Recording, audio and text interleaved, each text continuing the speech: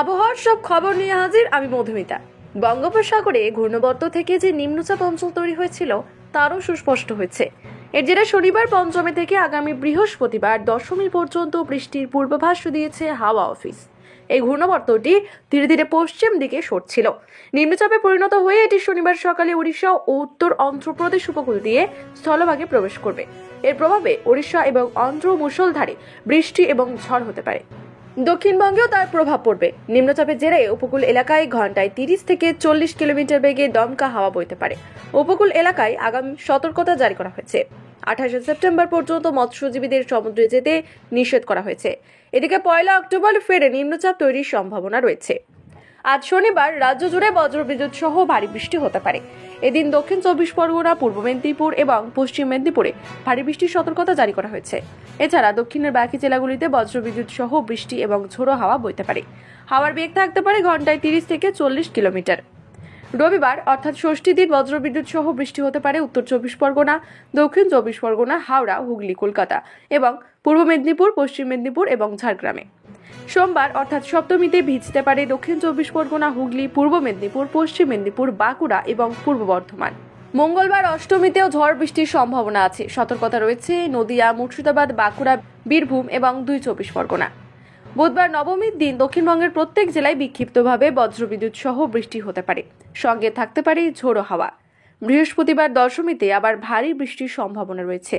কলকাতা, 24 পরগনা, 2 মেদিনীপুর, হাওড়া, হুগলি এবং ঝাড়গ্রামের কিছু কিছু এলাকায় দশমীতে ভারী বৃষ্টি হতে পারে।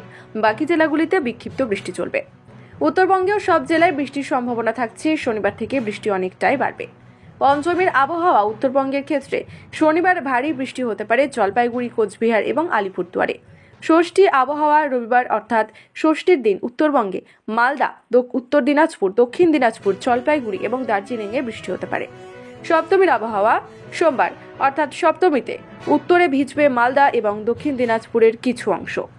অষ্টমীর আবহাওয়া মঙ্গলবার অষ্টমীতেও উত্তরবঙ্গের ক্ষেত্রে মালদা, উত্তর দিনাজপুর, দক্ষিণ দিনাজপুর, জলপাইগুড়ি এবং দার্জিলিংয়ে বিক্ষিপ্ত বৃষ্টি হতে পারে।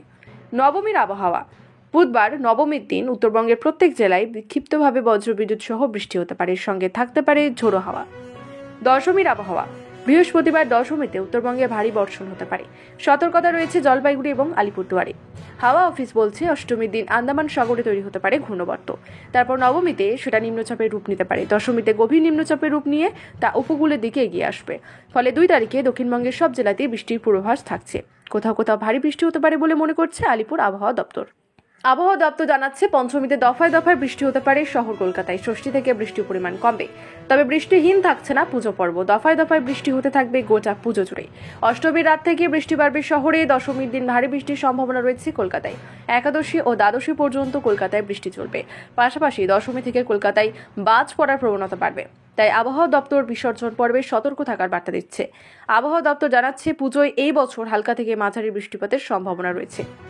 আবহাওয়ার সব খবর পেতে বিবি নিউজের পর্দায় নজর রাখুন।